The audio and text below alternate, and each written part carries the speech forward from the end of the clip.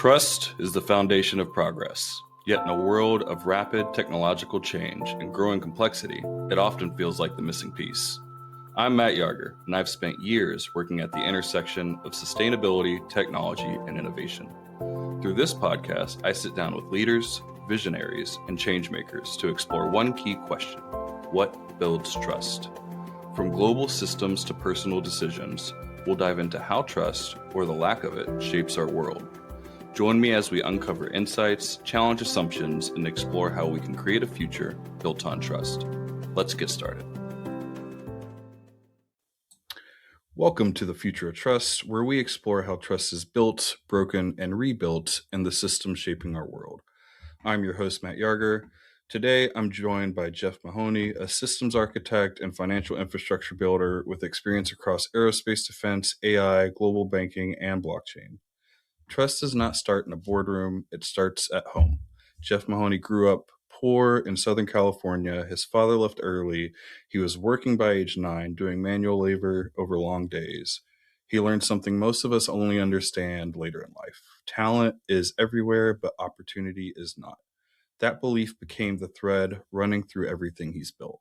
Jeff started in aerospace and defense, working on high-stakes systems where failure can have catastrophic outcomes.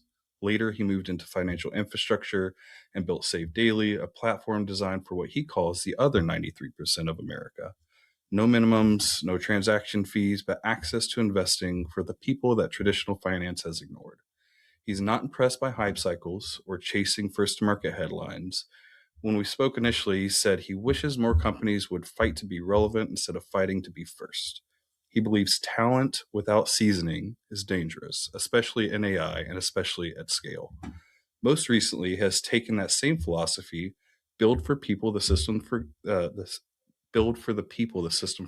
into the blockchain space. As chief architect of RYTchain, he is building what he calls opportunity infrastructure, a layer 1 blockchain designed to bring governments and citizens into a shared gas-free ecosystem, with national pilots already underway in Pakistan and beyond. What stands out is not just what he builds, it is what he thinks about, durability, and what he aspires for. He dreams of sitting in a rocking chair at 80 and knowing he materially changed lives on the ground through systems that actually work for the people who need them the most. This episode is about opportunity, ego, regulation, fatherhood, and what it takes to build infrastructure that people can truly rely on. So let's dig in. Jeff, I know that's a lot, but I hope you've done a lot. I really enjoyed our initial conversation. I mean, we've got a lot of commonality between like starting work young. Like I was working at 10 with my stepdad, doing stonemasonry and laying big brick and dropping big wheelbarrows full of cement all the time and getting yelled at. And so we've got some commonality in there, and it was really nice to just see what you've been able to do with your life. And I kind of like stepped back afterwards. I was like, man, that's one of the people that I want to be like someday. Like I'm getting there, but I still got a ways to go. But I want to like have a similar journey. But to take a step back, like what's your version of what I said? And like, where'd you start? What was your childhood like? You know, what are your foundations of trust? You know, those are good questions. My mother was the sort of foundation of trust for me. She didn't pay attention to us. She was very busy as a single mother. I'm the oldest. I was in a Mexican family. I present white, but my mother was Mayan, 5 foot tall, that kind of a thing. And she had a lot of one-liners, a lot of sayings, a lot of just sort of, mijo, play the rules of the game that you're in, not the rules you think you should play. Right? Things like this that were, at the moment, meaningless to me. I don't know what you're talking about, Mom. Yeah. My father, I had a couple of memories of him. All of them are bad. So I won't necessarily go into that, but as he left, I became the oldest in the family as a male. And my responsibility then was to sort of take over some of those masculine responsibilities that you wouldn't otherwise see till you're 18, 19, 20, maybe even older. That included listening to her and her emotional outbursts and all the things that go with that. So I became being the shoulder, her crutch. Right? It was a dangerous environment in the sense that if I didn't respond to her properly, I'd get the slap, Mm. right? And so, though I learned a lot from her, it was certainly an environment that created a bit of fear, right? And I don't know for the rest of the world, but for me and for many of people that I experience, God, when you're a child, are your parents. Right? They provide for everything. If they don't like you, if they don't want you, if they're treating you negatively in any fashion, your life is misery. And it's a very tenuous place to be, I think, as any child. And we all find our different coping mechanisms. And you can find a coping mechanism that draws you into victimhood, or you can find a coping mechanism that drives you into some form of success. We can go out there and say, no, I'm going to work. I'm going to do these things. This is going to happen for me. And you get a can-do attitude. And you have to attribute it back to who created that for you. And though you might not have liked your childhood, it was those two people that created who you are today, right? It's part of the environment. It's part of who you became because of what they did with you and to you. Now, then you have a choice. You can decide to carry that forward, or you can decide to, sort of quote, break the chain, right? So I found myself in a bit of a fatherly role with three siblings who were younger than me. Now, I can't say that I was giving them advice or that I was so wise or that I had some kind of tap into the universe or God's information that he wanted them to have. But I did find myself in those places where I was party to someone's health, success, whatever it might be. If I didn't work, there was no milk. We drank water with our cereal. Those kinds of things became important to me. I got to put milk on the table. I've got to create this. And so you can start to see how the provider environment started to get really manifested for me. And then as I looked at my siblings and I thought, well, they're incredibly talented, but they don't have an opportunity to do anything with that talent. Right? And they are falling into a sort of victimhood stance, or they're falling into a stance where they're not getting the education, or they're so mired in where's the next meal coming from that they forget about advancing their life. And in a sense, I did them a bit of a disservice by helping them, right? By actually kind of going in and softening the blow, softening the landing for them. I took the brunt of this. I decided that suffering on my part was worth the value that I could provide to them and soften that blow. And it's taken me a very, very long time to be able to produce value for others without suffering. It became so ingrained in me that you had to suffer along the way, that you had to work really hard, that you had to do these 18-hour days, that you had to actually have concrete poisoning. Your fingers had to be raw, right? You didn't wear gloves because you needed this to actually, like, I really needed to feel this, right? And you want the calluses to show for it sometimes. Yeah, you want the calluses. I wanted the older men in the area to shake my hand and go, "Yeah, this boy works." Right, and it was a bit of a sense of pride, and it didn't really go anywhere though. But it made me powerful inside. I felt empowered. I felt like, no, I can do this, and I can be respected for this. Yeah, it gave you the self-confidence you needed. Gave me the self-confidence I needed, and so when I started tearing out driveways, for example, I went to the contractor and I said, you got three people on a driveway. You're doing a driveway every 2 days, 3 days. How about you leave me? I'll tear out the driveway. You guys go form and pour another driveway and then come back around when I'm done. He's like, that's a great idea, except I'm not going to get paid the hourly wage. I want $1,000 a day to do this. Okay. And he thought through it. That works out. I mean, based on the laborers he had and everything that was going on there, the math actually worked. That turns out, boy, did I overbite. Like, I don't know if tearing out a driveway at 15 years old is something that you really want to be doing, right?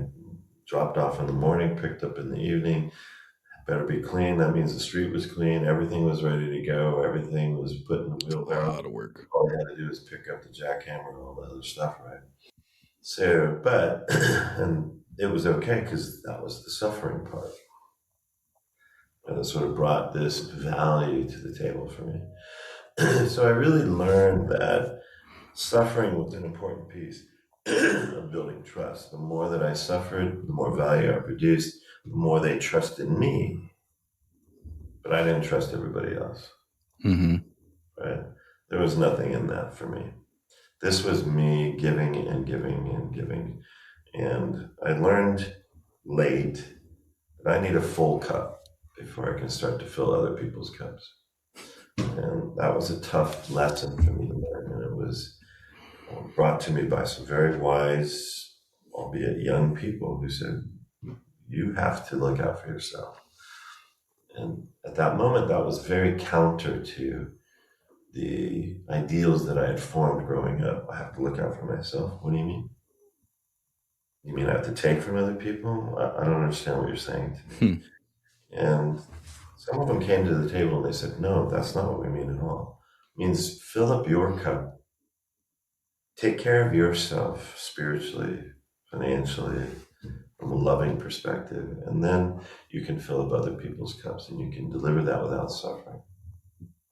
And that's where I started to build trust. It was somebody who looked out for me, somebody who said something important to me that changed my life. And I thought, wow, there are people out there who actually genuinely care. There was no return on investment, if you will, for them to actually train me, teach me, give me that bit of wisdom. And all of that began to sort of kind of coalesce into this idea that I can help the talented people by giving them opportunity. I can not foster their talent. That's not really my job. I don't know how to do that. I don't even know how to foster my own talent at that point, but I can give them opportunity. So we come back to simple things like the tearing out the driveways. I went, well, I've got some buddies who have no money as well, right? They're growing up down the street from me. I'm making $1,000 a day as like a 15-year-old kid. Mm-hmm. I can share some of that. Why don't you guys come in? I'm going to bring two of you guys in. I got this great gig. Let me give you $250 a piece. Right? Now, of course, I took a lion's share. I wasn't going to give away the farm here. I haven't learned that the money flow, if you will, is all about giving it away. It comes back in spades when you give it away. I hadn't learned that at that point, but I did have a generous notion. And so if I come back to my mother, she said another thing to me that finally clicked. The most generous people are the most selfish. We perceive them as saints and generous folks, but they're getting something from them. You just got to look a little deeper to see what it is. Yeah, you got to look a little bit deeper. So it clicked on, and I realized, wow, what am I getting from this? I'm getting an ego boost. I get to be king of the little area here, right? I'm the one that's bringing the job to the table, right? Yeah, you're the foreman now. I'm the foreman, right? And then I did get a bit of joy, and I didn't realize that term joy yet until much later. What I realized was I was getting happiness out of providing for them. So I got both, but it was heavily weighted to ego for sure. As a young man, and all young men, I think, are in that space. And not until you grow older, and I think you get a more seasoned, you sort of shift a bit. Right. So I used to say to some of my friends later when I started to have a little bit of cash, I'm buying cars because this car looks cool. But that shifted to I'm buying cars because I like driving it. Yeah. Right. And you shift from ego to comfort, and it's a slow route, but it takes a while, and it does come. But at that time, I was definitely into, no, I'm the foreman. I'm the guy. I'm the one that's bringing the opportunity to the table. Yeah, And 15, 16 years old. That's a big shift for you. Yeah, You're it's like, hey, huge. I'm in charge now and I get to make the decisions. Not every 15, 16-year-old gets to do that. At the same time, I'm still going home, and when my mother's mad at me, she's making me go get a chair so I can stand it in front of me so that she can get up on the chair and reach me and slap my face. Right? So it was this sort of, well, in one environment where I had zero power, another environment where I had, I perceived all the power. Yeah. And so I started to sort of learn, well, what's the difference here? How does this feel? And I don't like that she has all the power and she's abusing me. Mm-hmm. Right. Now, I wouldn't say in the terms of physical abuse. I don't want to ever sort of paint this picture. Like, I know there are some people who are very, very real, experiencing very real physical abuse. When I say abuse, I mean an abuse of power. Right? She's making me go get the chair. Bring this over. You stand right here. You don't move. I slap you. Like, Yeah. that's a very disempowering moment. Yeah. Someone who just got off a driveway with two friends that he controlled that. Yeah. It's like, you don't have the power in this kingdom, and I'm going to remind you every Yeah, step I'm along the reminding way. you don't have it here. And I started to learn the contrast. I don't like that. I'm not going to be that powerful person. I'm Mm-hmm. not going to take advantage of the moments when I have power. I'm going to take advantage of those moments when I have power to give. Mm-hmm. And that's where I believed I wanted to start building trust with people. Like, in those days, we called it earning respect. Right. But really, what it meant was I'm fostering trust with the people around me, because I'm not ruling out of some kind of fear. These are my peers. I can't rule with fear. I can only get the ego stroked by creating trust. It was the only way it was going to actually happen for me.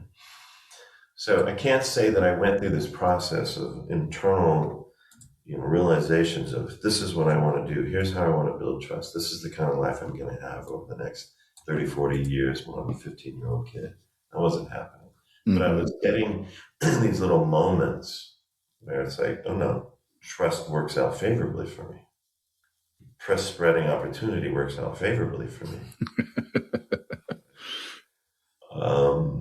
Going home and seeing the contrast really made it poignant for me. Yeah.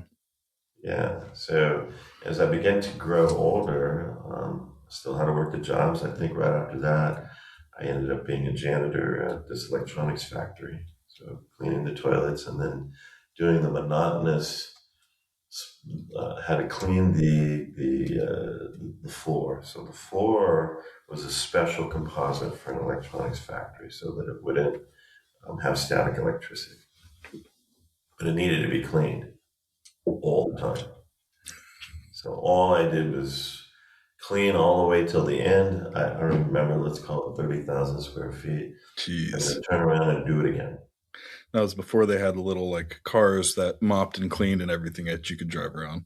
That was it, right? You spill a little liquid in front of the mop, and then you just sort of go through this, because the mop was one of those long, like 5-foot long mops that you just sort of push through the system. Wearing my little hairnet and everything else that I gotta wear.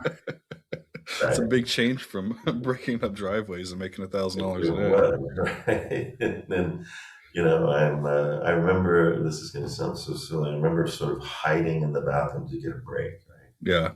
Yep. And I'm going to go sit in the stall with my feet up so no one knows where I am. Just hang out for like 20 minutes, right? Then go back and do it again. So there was a bit of laziness in me too, and that's an important piece, because I did not ultimately want to work hard. I wanted to work smart. Right? And that was another statement that I think we've all heard. Don't work hard, work smart. Okay, well, another one of those statements. I don't even know what that means. I don't know what you're talking about. Right? That's exactly what I was thinking. I was like, what does that mean, though? What does that even mean? Okay, so I still don't know really what it means, but I do know that I'd rather have a bunch of super intelligent, lazy people. They'll figure out the easiest, most efficient way to get everything done. Absolutely. So I became sort of that person. I think my wife today, she says, "You're the hardest working, most patient man I've ever met." I'm the laziest, most impatient person you've ever met. It just doesn't serve me. Yeah. It's a daily battle, right? The daily battle. I said, no, get to work, go do this thing. Make sure you check off this list. Is this productive or busy? Figure out which one I'm doing and decide which one's going to be more beneficial to myself. And that comes back, I think, to the earlier days when I started to form programs like SaveDaily. Okay, what is the most efficient way to bring an entire piece of the population in that hadn't previously been served? Now, those days, you had a $250,000 minimum at the Dean Witters. And the reason was it cost $250 a year to maintain a financial account. You have to maintain records, you have the systems. So when you amortize that across your customer base, that's about what it is. They need a minimum of 1% because certain laws and regulations by the SEC capped it at about 6%. That wasn't going right in the market. 1% was about. So 1% on $250,000, and you start to understand the math. That's why they have that particular asset. So I went in with this and I said, this is unacceptable. No one else can play. Yeah. Right? I can't. My families can't. The people that I know in my world can't. Right? I didn't grow up as a country club kid. Like, people around me don't have $250,000, but boy, would they benefit from some kind of service. So what technology could I create that would allow that to happen? And that's where I formed certain pathways in the technology and in the operational channels. And at that time, I had to go back to a company called DST Systems. They ran all transfer agent record keeping solutions for virtually all of America. They run an old railroad record keeping solution that just migrated into this. How to go and speak with those folks and get them to do something unique for me. I want to be open an omnibus account. We'll put a bunch of money in it, but it's shared amongst a lot of people, right? Then I had to go and convince investment products that might have had a $5 million minimum that it's okay if I put a few $100,000 in there as a collective from all these customers, because it's going to grow. Trust me on this, right? So coming back to the theme here, there was a lot of conversations that I had to have at that time that were basically, hey, can you give me a modicum of trust here, a certain amount of time to fulfill what I say I'm going to fulfill, and let me run with this. It'll be for the benefit of a large swath, which admittedly most of them did not care. Are you going to collect enough money to meet our minimum? Yes, I will. I won't be able to do it today, but I will be able to do it tomorrow. So I started to entice trust. And then in that process, I was learning, well, a lot of people are coming to me hoping that I can do something for them, and they're asking me to trust them. So born this idea in my head, if I want trust, I'm going to have to give it. All right. If I want faith, I'm going to have to give it. If I want money, I'm going to have to give it. And so sometimes I'm asked, what's your relationship with money? And I said, I don't hoard. I don't track. I don't quid pro quo. If you need money for your kid's education because you can't put them through school, it's not a loan. It's a gift. Yeah. Right? It will come back to me. And it'll come back bigger. So it kind of was this trust in the universe now and in God that I'm gonna push this thing out there. I'm gonna give it away. I'm not asking for anything in return. I hope this goes well. Right. And it does. And it does every single time. And that's the faith. You just have to be patient. You got to be patient. It doesn't come back tomorrow. And it doesn't come back from the places you thought it would, but it does come back, and it comes back bigger. Right? So I'm getting reinforced throughout my entire life that giving and creating opportunity and providing an environment of trust gets me all those things. So full circle back to my mother's comment. Why are you giving these things away? Well, it turns out I'm getting something in return.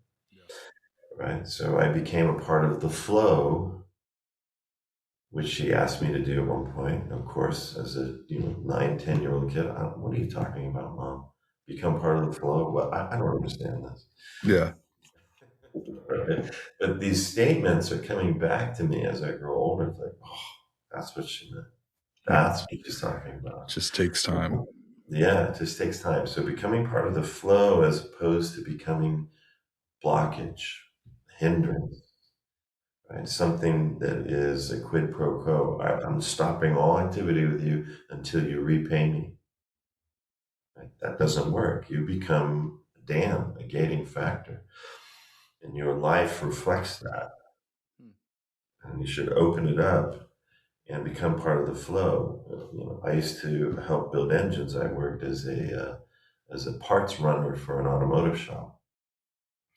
And although I wasn't a mechanic, they would allow me to kind of go over there and dabble, right? And on the weekends, we would build engines. And I learned how to build a 400 small block Chevy from the ground up in about 2 hours. Like I could actually put the whole engine together. But what was the basic premise of an engine?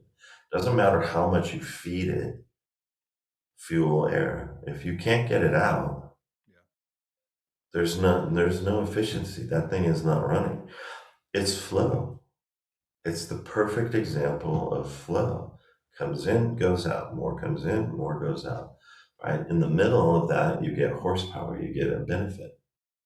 Right? Yeah, and you got to find the balance. You got to find the balance between like putting enough in and also enabling it to get out.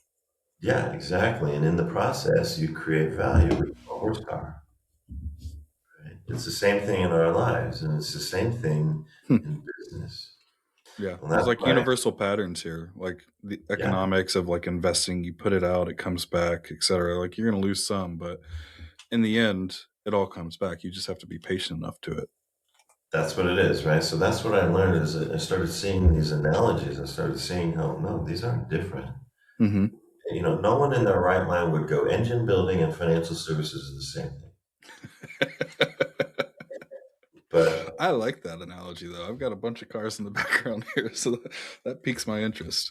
yeah, and there's so many analogies like that that no one would put together. But the truth is, the core of all of them are essentially the same: trust and flow.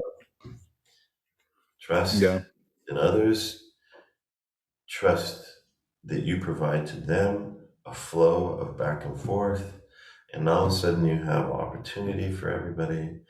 You have the things that you want, they get the things that they want.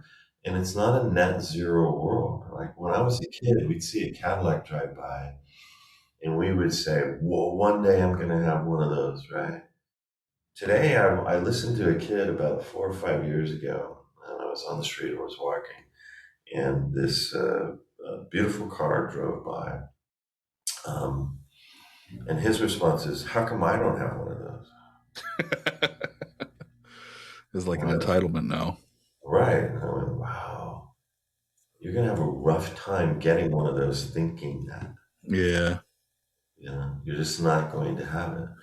And I occasionally get stopped at gas stations or wherever, and some young man, and I love this, will come out and go, hey, I notice that you're driving something XYZ. How do I do that? It's the best question you can ever get That would be asked. a great question. And here's what I've started to say, because I'm usually in a hurry, so I want to give an answer, but I don't want to have a 30-minute conversation, to be frank. So I say, you already know. You just lack the courage to do it, and you need to find somebody to trust in you. Mm-hmm. Right?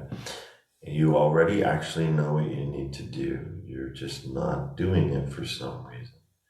You innately Yeah, have you're this. looking for a shortcut, but there's not a shortcut. You're There hoping isn't. that I'm going to give you some answer that's going to tell you a fast way. There's not a fast way. There isn't one. You're going to have to work, but you have the talent. And then the opportunity comes by finding someone who will trust you Mm-hmm. long enough for you to produce that value and for both of you to now see that Mm. you are in fact capable of this. Yeah. So that's what we do. In a lot of our business operations, we provide a charitable outlet, but that charitable outlet is always about creating opportunity. Young filmmakers from around the world will help you fund your film, right? But you got to make it, right? We're not gonna give you money, but we're gonna bring you cameras, Mm-hmm. people. We're gonna do all those things for you, and it just kind of goes around with how do I help emerging talent get a chance, right? And that's what we want to build for everybody. And I think that's what happened to me. Now, I can't point to a specific person that gave me a chance, but You've I can. highlighted a few already, though. Yeah, I mean, if you look back at that contractor who Mm-hmm. said, "Yeah, tear out driveways for me. Let's see how it goes." Right? Imagine what he had to do. Right? He had to drop off a jackhammer and all the equipment. Right? He had to rent that jackhammer And hand it to a kid and and hand say, it to "Don't a fuck kid. it up." Yeah, he had to bring a 30 cubic foot, garbage can that he had to rent, right, and drop it all off. So he took a chance. Mm-hmm. So, it's that as I look back, sometimes I forget all the chances that I was given. And I think many of us do. Many of my peers, we sort of like, well, we're here. Well, because But we you did didn't it. get here on your own. Yes. We want to think, oh no, I did this. Well, that's not true at all. You had the courage to seize things when they were placed in front of you. Yeah, I might have recognized opportunities, Mm-hmm. but I didn't create those opportunities. Somebody else created them for me. That's the actual truth. Yeah. Right? I'd love to be able to say I manifested that, no, or I orchestrated it, or some chess game that I was playing in real life created this opportunity. That is such a rare thing for people. Mm-hmm. Random chance most of the time, or it's someone who says, I'm going to give this kid or this person an opportunity. So it was given to me in so many different ways. And I owe it, I think, as part of that idea of flow, to give it back. Mm-hmm. Yeah, that all makes sense. So it's interesting to me how people's lives, their family of origin, and how they were treated creates your future success or creates your future victimhood. Yeah. Yeah, it's interesting you say that too, because like I'm an oldest child. I've got 4 younger brothers and sisters on my mom's side, and then an older brother and younger sister on my dad's side. But I didn't know them until I was an adult. But I see it with the younger brothers and sisters on my mom's side because I did this very similar thing. Like I took all the pain first and try to like shield them from it. And in some ways they're learning from me and like the path that I'm on to break the cycle, but they very much more so than I do have this like victimhood mentality. Like, oh, woe is me. Why did this happen to me? Who did this to me? It's always placing it somewhere else. Who's going to come save me? Yeah, exactly. Yeah, it's And your turn. I don't ask for that ever. I don't understand that perspective.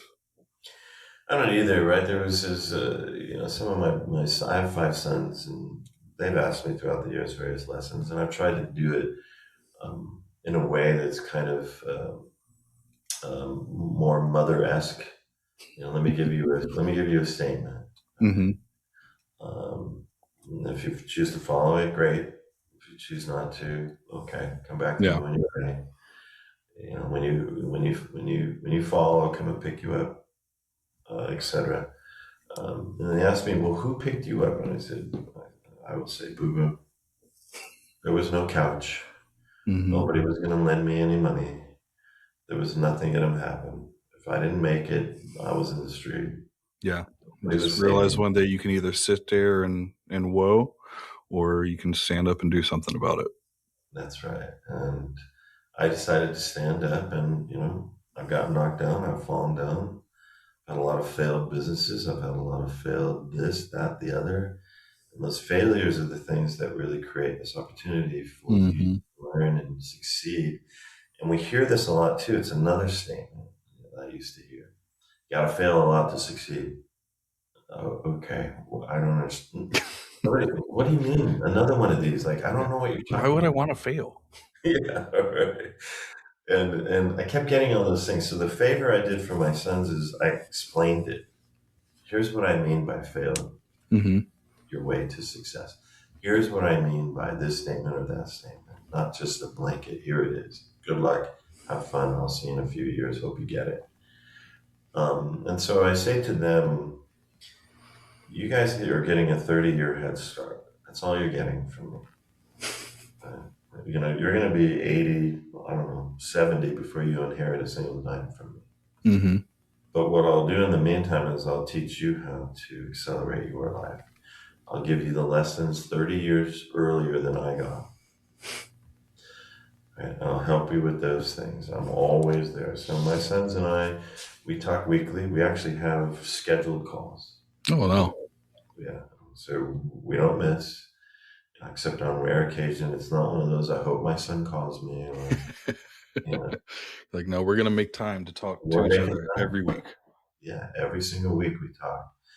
And sometimes we talk about business. Sometimes it's just personal life. Sometimes we're talking about whatever, zombie attacks and, politics and, what's the best way to defend your fort, whatever it is, right? All kinds of stuff, all the way to aliens, right? So we have this very sort of broad repertoire of things that we talk about. But in there, I get to mix in these statements and these lessons, Yeah. and All it the builds little trust with anecdotes. them because they see this. They're like, okay, I tried that, and Dad was right, and that's back to that trust thing, right? So trust is sometimes earned by giving some value point to someone else that actually works out for them. Mm-hmm. Right? So be careful what you tell people. Right? Make sure that it's actually the truth and in their highest interest. Right? And the boys figured out it was pretty astute of them one day. They're like, Dad, we think we got you figured out. I'm like, okay. You tell me, boys. One of the boys says, Pops, you throw us into the fire, and then just before we get burnt, you pull us back out. Mm-hmm. Absolutely. Right? That's You your got job, it. right? That's my job. And then they said, and when you say your call, what you really mean is you're about to do something stupid. I go, absolutely, but I say it's Yep. your call. I told you what not to do. If you choose to do it anyway, it's your call. Yeah. And they're learning that what I say is something they can trust. And I'm getting back from them the same types of trust. When I ask them, hey, what is the best X to get? Like, hold on, Pops, give me a day or two. I'm going to do some research for you. Great. They send me a link. I just buy it. Yep. I don't re-research it. I don't do anything like that. Right? My son said, this is the thing that I should get in this space that I'm looking for an item for. That's what I do. Hmm. So there's a mutual trust in there. And there's an old Chinese proverb, and it translates to English as love begets love. Yeah. But what it really means is be the first. You want to smile from someone, smile out. You want to trust, be trustworthy. You want to make a friend, you got to be friendly first. You got to be friendly first. You want a letter, write a letter.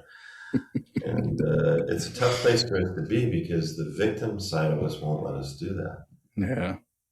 Hmm. The fear side of us won't let us do that. Right? The That being fear of rejection, that you're going to do something and it's not going to be returned. yeah. I think I don't think people fear death and taxes. I think they fear rejection and disappointment Mm-hmm. more than anything else. right? And if you can establish an environment where you don't reject and you don't act disappointed, then you're building trust. I like that. Right. And so I do that with the folks that work with me and work around me is I say to them, I want loyalty and courage from you. And in return, I'll be loyal. And if you're courageous and you happen to make a mistake because you were courageous enough to try something, I will be loyal enough not to fire you. Please make your mistakes fast, though, I say. Yeah. Don't drag And this out over 9 months or a year. Like, figure it out quick. This is not yeah, working. make your mistakes and communicate them. Like And that's the biggest communicate, thing is like, exactly. don't be afraid to say that you did something or you didn't do something. Just talk to me about it.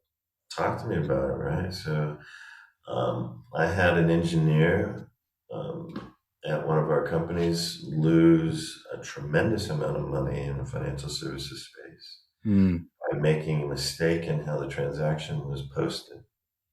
Hmm. I had another similar person in the trading area do the same thing, but for about 100 times less the money. And this person who lost a small amount of money would not own up to it. Hmm. Well, we have logs. I mean, we know Yeah, everything. you know what happened. Yeah, we know exactly what happened. But the person who lost a huge amount of money came into my office. He's like, before you fire me, let me try to fix this, blah, blah, blah, right? He's in tears, the whole thing. And I looked at this person and I said, all this energy that you have, I appreciate this. Stop and devote it to fixing this. Mm-hmm. And he came back and he was able to limit the loss to something acceptable. And he is now our chief architect. Okay. Oh, because he was willing to come in probably early and say Yeah. like, "Hey, I just realized this happened. I just made a Let me fix it." major mistake. Within minutes, he told us, and he went to work to fix it. It took him about a week or two, with trading volume, et cetera, to manage it. He was able to fix it. Yeah, he didn't put himself in a dark corner and say, "Hopefully, they won't see and realize it was me and I can get away with it." Yeah. What did he represent? He just represented loyalty and courage to me. Yeah, absolutely. That was rewarded with him being now the pinnacle of our tech team. Well, Jeff, I had so many questions that were prepped, but we've just like so organically gone through so many of them. Like I typically ask, like, "Hey, what's an example of something that's built or broken trust in your life?" I think you've already given me a dozen of those. Um, you talked a lot about your transitions, but one of the things that like appeals to me personally because it was a big transitional period for me, and we had talked about it in our intro call, is that pivot from like the ego driven you to the you now, and how a lot of that came from your first son. So like what do you really think shifted in you when you became a father and how you make decisions and priorities? That's a good one. A lot. Yeah. A lot. It was. Uh, there was this metaphor that I used. I signed on the dotted line to have this child. He did not. Mm, Right. I now just have. like your mom, you know that? Yeah. The Right. one-liners. The one-liners. Right. I've got the responsibility now to raise this person, son, daughter, irrelevant to me, to be happy without me. Mm-hmm. Right? Not to be a part of my happiness. Now, that's not to say that I don't get tremendous joy out of them. And I want them in my life, and I want to speak with each one of the boys. But it was my goal. They should be happy without me in their life. And they are not responsible for my happiness. Thus, the dotted line. He did not sign to this. This was Mm-hmm. not an agreement he made.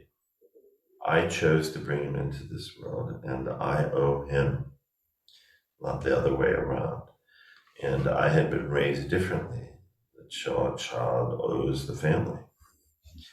I didn't see it that way here. So, how am I going to shift my thinking And in that moment, when you're holding this, they were all big babies, this 10-pound baby, I'm thinking, this child can do nothing Yeah. without me. Nothing. This child is looking up at me. I'm sure they can't even see me, right? I think it's like 3 or 4 weeks before they can really see you or something silly, right? But has put absolute faith and trust in me. I'm not going to break that. Yeah. I'm going to make sure that I Completely am relying on you. completely reliant on me. Obviously, his mother is doing a tremendous job. Right? I don't want to try and take away from her in any No, way. not at all. But this child is swaddled, and I mean, they can't move, can't do anything. I mean, nothing, and isn't even giving me a smile. There's nothing about this that is a reward for me, really. This is me walking around at 3 in the morning trying to make sure the baby's trying to go to sleep, right? Like I'm like, you're the Yeah. reason I have bad knees, buddy. Yep. But it was the moment where I said, this isn't about me anymore, which is what ego is, Mm-hmm. right? This ego is, this is about me. No, it's not. This is about him. This is about this child who depends on me. This is about creating with a clean slate, erasing all the mistakes that I think I lived through or that I created myself. Here's my moment to create this pristine opportunity for another fellow human being who happens to be my son. And I have a unique moment to do this that I won't have with anyone else. You can only have it with your children, right? Yeah. Now you may adopt, you may mentor, you may do those things that can also give you that opportunity. But this was the first one for me. Yeah. Where do I get, um, where do I get off, as it were, to think that I'm now first? No, I'm not. Right. And then I thought through the old days, because I grew up by the strawberry fields, right, where everybody picked strawberries. A lot of my family picked strawberries. Right? I presented white, so they wanted me to be the savior of the family. You go to school, you do this, mi mamita, etc. Um, and they saw children as a workforce. And I'm like, that's not going to happen here. Mm-hmm. Mhm. That's not going to happen. And I think the first real moment for me was I was building a deck. So our house that the children grew up in had this deck. Now we lived near the beach, not at the beach, but near the beach. And the salt air would just destroy everything. Paint peels off the house. I mean, it's pretty bad. So this deck would rot. So every 3 or 4 years, I'd have to rebuild the deck. It's time to rebuild the deck. He can barely walk.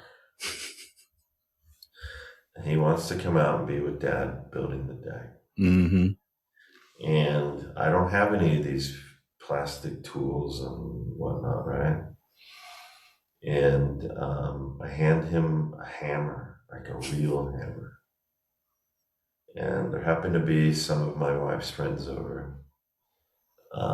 And you cannot imagine the grief I got for handing him a hammer. Okay. But the look on his face of sheer elation, dad trusted me. Mm-hmm. And he didn't have the words to say that. And it probably wasn't going through his head. There was no meaning to that word for him. But the look on his face was a representation of dad trust. He just gave me a hammer. Yeah. He's barefoot. That was part of the reason I was getting chided so vigorously, is he could drop it Yeah. on his foot. I'm sure there's nails everywhere, and And the whole thing. And they're like, you're such a bad father. And I stood my ground. I said, you see the look on his face? He gets to keep the hammer. yeah. And that's where I realized as well that I had to be willing to fight to the death for my child.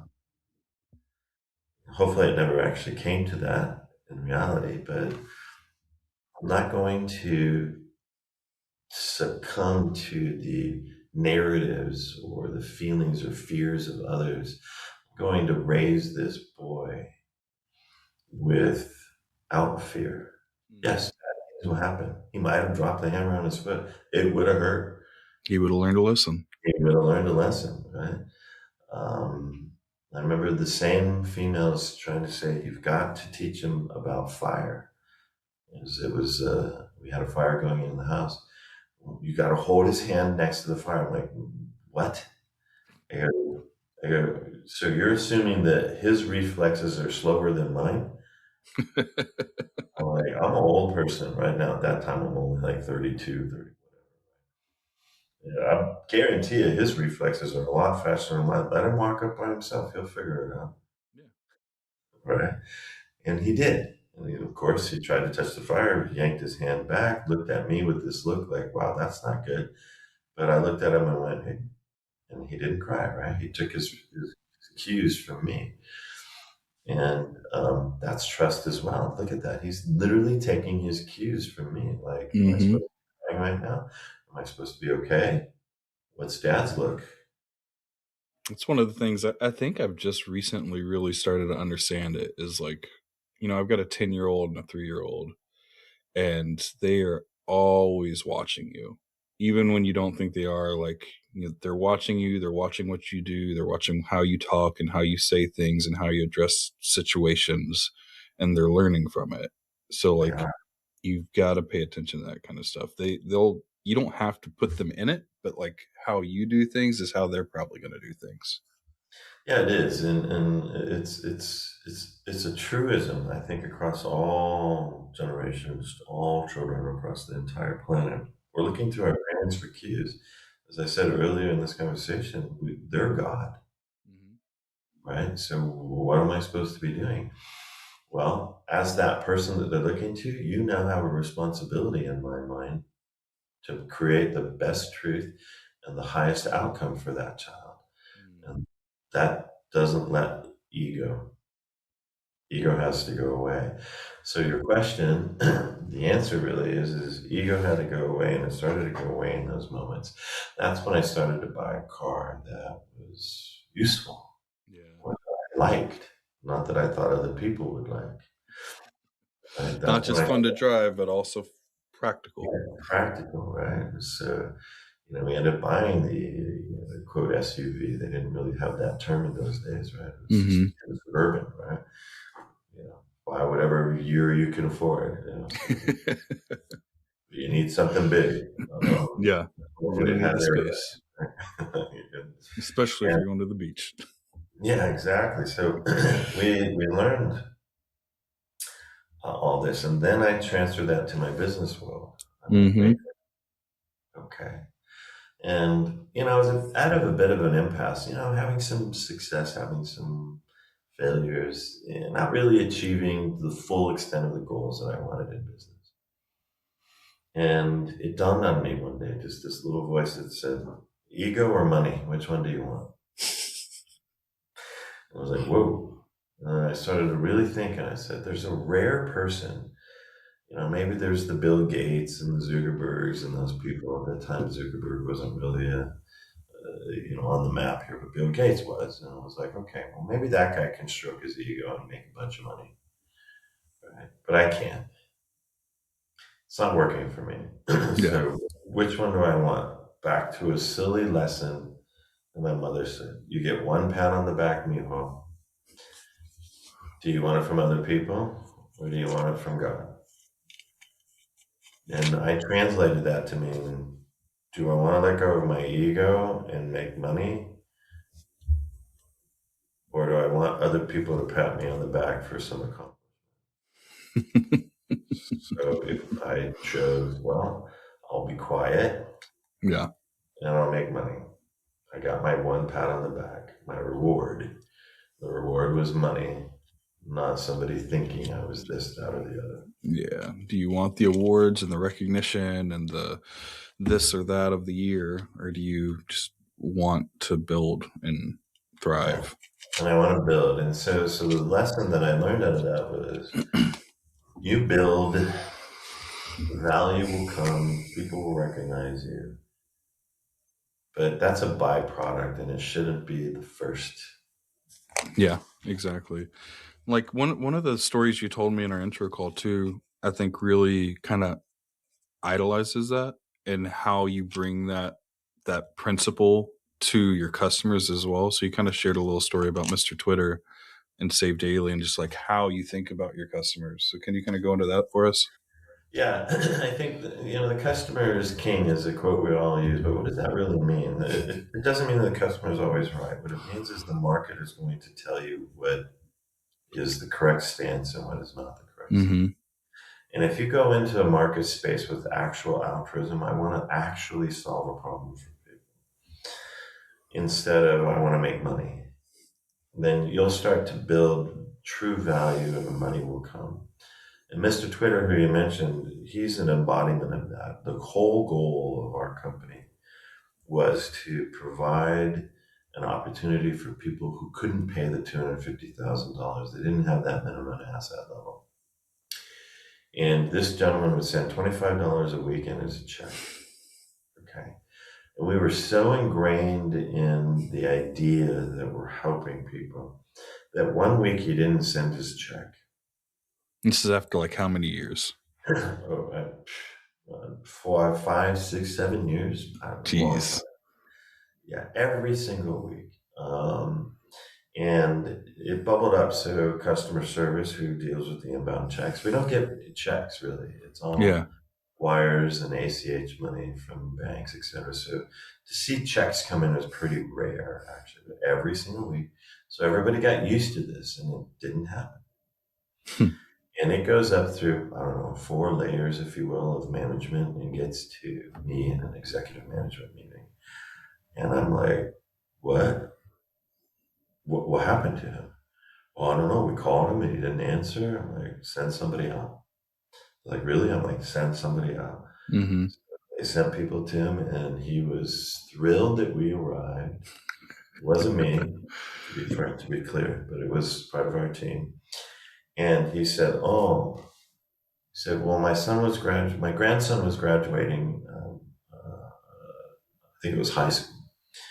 And I diverted the $25 to him.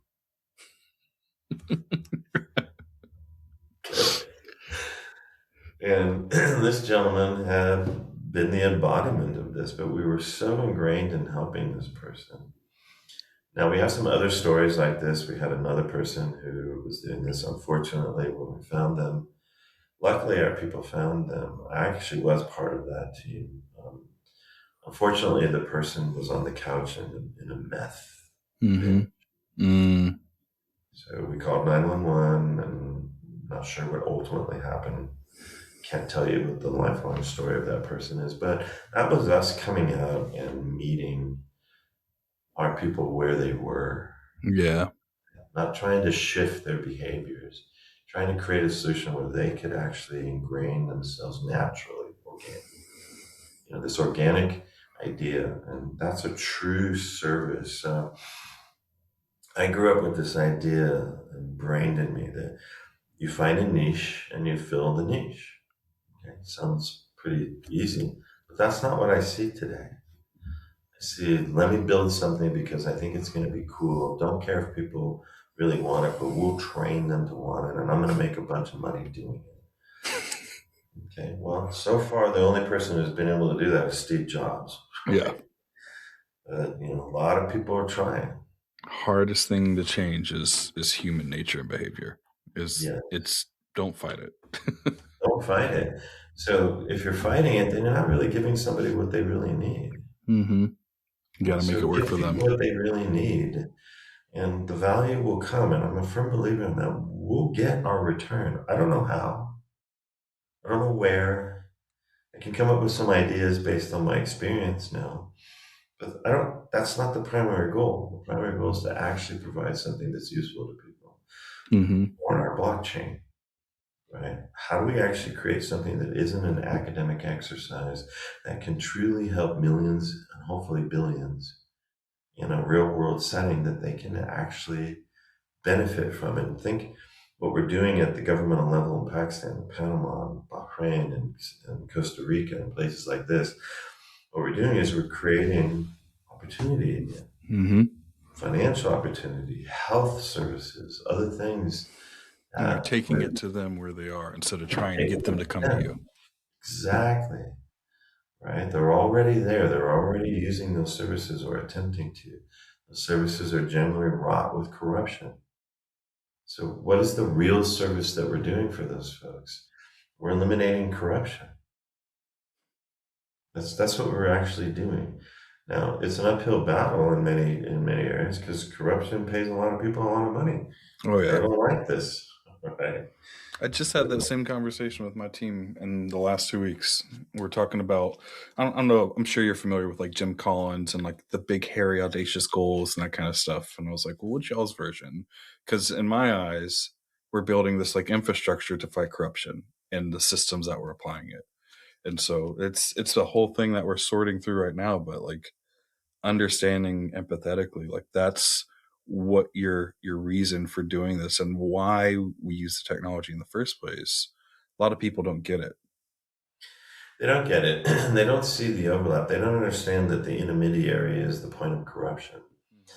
I'm not gonna. I mean, Uber, for example, wonderful company, huge, highly successful. Just bought Kareem, which is the Middle Eastern version, etc. No doubt, but do you need them?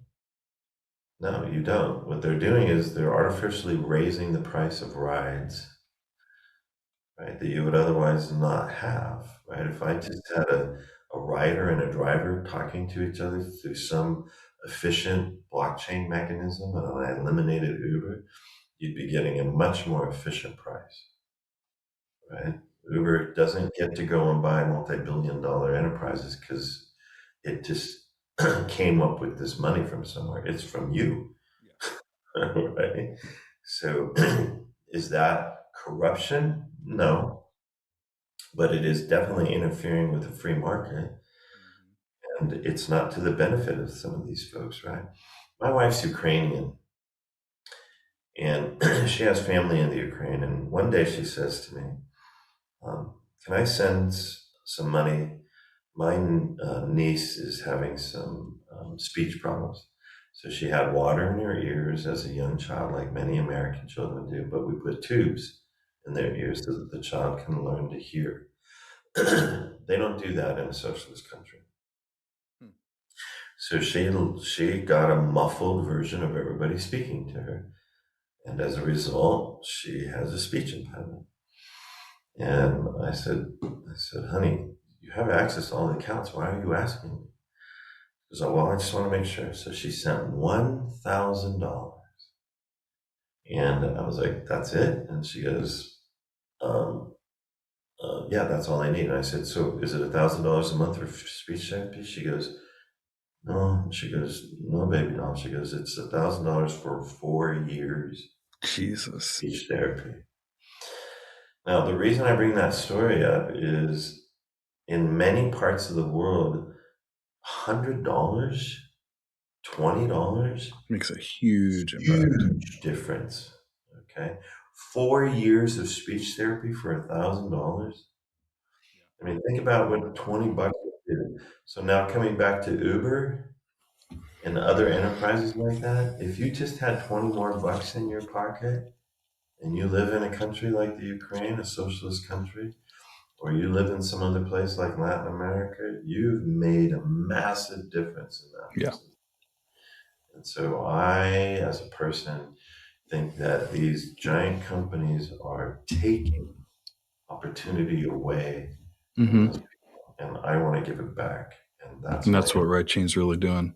Is just trying to bring that opportunity back. I mean, people, you hear that too with like hiring abroad, where even if we hire somebody in Europe as an engineer, the rate is 30 to 40% less oftentimes. If you hire somebody from the Philippines, you're going to pay a quarter of what you'd pay somebody in the US to do the same thing. And Hmm. from you hear the perspective here that like, oh, that is taking advantage of them. But what people don't realize is you're paying them a quarter, and that's not just providing for them as part of their household income. That's providing for them and their family, and sometimes their extended family. It is. So I was speaking to my wife again about her sister, the mother of her niece, and I said, "How much does she make?" Because now I'm curious. And I'm like, $1,000, 4 years, what? She goes, "Well, she makes that." I looked it up and I went, "That's like $200 a month." She goes, Yeah, that's nothing here. "Yeah." She goes, "That sounds about right." I go, "Wow." So when we send $1,000 periodically as a birthday gift or whatever, I mean, you It's like 5 months of income. change their lives. Yeah. Yeah, it's not like, sending somebody here $100 who It's like a needs $40,000 check to them. yeah, it's huge, right? Yeah. And so we forget in America and Australia and the UK, places like that, that no, the $7,000 a month rent or whatever it is that's going on, these ridiculous numbers. That's not how the rest of the world operates. Mm-mm. We're in a Now I bubble. can't embed right blockchain into all these first world countries. I got to start somewhere. So I'm starting in these emerging countries where we can have a massive impact. And we Mm-hmm. are having a massive impact in these places where we're putting another $5, $20, $100 equivalent back into their pocket. And now, like you said, they're helping not just their family, they're helping their extended family. Yeah. And if your mission is to create an impact and put it out there and, create as much opportunity as possible, which, as you said, RYTchain is opportunity infrastructure. It's right behind you on the screen you got there. Um, would you rather put $1,000 and pay for a week of groceries for a family here, or would you rather put $1,000 and pay for everything for a family in Ukraine or like Pakistan for half a year? Exactly. So I'd like to do it all, admittedly. I mean, It's, we it, all would, I'm sure. yeah, it's okay, right? I just had this conversation with another gentleman who was contemplating where he was going to place his money from a philanthropic standpoint. I said, I said, pick a problem. There's like a Hmm. trillion of them. Like you just have to commit to one and recognize that you can't solve them all. Right? Just find your path. And he said it's really, and this is a comment that I share or an emotion that I share. He says it's really heartbreaking to see all these different places that need help in our society, whether it's battered women or whatever it might Hmm. be. He's like, I can't help them all. He goes, but it hurts me to see it happening. And I'm like, yeah, there's nothing you can do about that. Unfortunately, that's called being a human being. Hmm. Fortunately, you're empathetic, and you're gonna have to pick, and you're gonna have to sort of, in a sense, try to turn a blind eye because you can't take on all those emotions Yeah. from all these different places, right? And so he chose his path, and I've chosen mine. I put money into women and children. And, part of that is my upbringing, right? I'm a single Yeah. mother, children, you can see the overlap as to why I might do that, right? And everything from pediatric cancer to shelters. Oddly enough, wealthy women have an interesting problem that you never would have perceived. They don't actually control the money. Hmm. They generally can't leave. Now, think about go gaining an apartment, just a simple apartment. I need first, last month, and a security deposit. They don't have it. They can't actually leave, Yeah. right? So we help with programs like that, et Hmm. cetera. So it's really weird how many places that we wouldn't even anticipate a challenge in society. Yeah. There's two. So this is why we've chosen to come circle on your question and comment is we've chosen Pakistan, we've chosen these places where we can have a massive impact, and then hopefully the world sees that and we can start to parlay that into other areas of the world, maybe some first world countries where we can do some meaningful things there. And That's my hope. And when I'm 88, as you were talking about, I hope that we've touched a ton of people like that. I will feel a tremendous amount of joy. And that's the original comment of my mother. The most generous people are the most selfish. What am I seeking? I'm not seeking happiness anymore. I'm seeking joy. There's a difference. And you get joy from the things that you provide and the impact that you make. Yeah, I do. And my sons are learning that difference.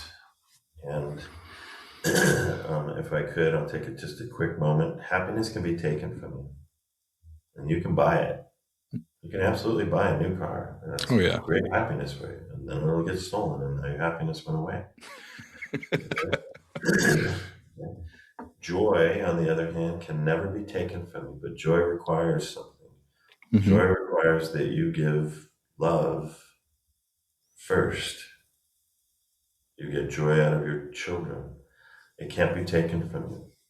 You see them doing something, and it creates a warming of the heart. We call that joy. And no one can ever steal that from you. And the only way you got that was giving love to those children. Yeah. Well, you can do that to the rest of the world too. Absolutely. So, Jeff, I know you're probably pressed on time today. You probably got a busy schedule, so I want to be considerate of that. For those that are listening, if they want to come in and support RYTchain and get involved in providing finance to refugees or families in Pakistan and other areas that you work in, like, where do they reach out? How do they follow what you're doing? How can they get involved? They can go to ryt.io, ryt.io. And if they want to send me a private message, you can do admin@ryt.io. We don't really publish our email addresses, but that's the little unknown secret. And I'll take it up. We want, we are looking for projects that want to use this. We want to get this out for free. We're a gasless blockchain. We're set up for security first, subnetting, regulatory management, etc. We're always looking at the government and corporate level. And we want some of those newcomers to come in. We have a whole slew of corporate entities that are working with us. Our primary focus is governmental agencies because we can have the most impact there, but we're not biased towards either one. Yeah, it's a slower process, but it does create a huge impact. Jeff, thanks for taking the time today. I think this has been a great episode. I'm sure we could have probably talked for another 2 hours on this, and maybe we'll have a follow-up session later on. But yeah, I appreciate your time today and really look forward to following you and what you're working on. Matt, it's been a real pleasure. I appreciate you having me. Thanks for everything. Thank you for listening. If you're enjoying the show, make sure to subscribe on Spotify, Apple Podcasts, or wherever you listen, so you don't miss what's coming next. If trust is at the heart of your work, whether in sustainability, business, governance, or personal leadership, I'd love to hear your story. Reach out, share your thoughts, or tag someone who should join the conversation on our socials. Let's shape the future of trust together. Until next time, thanks for listening.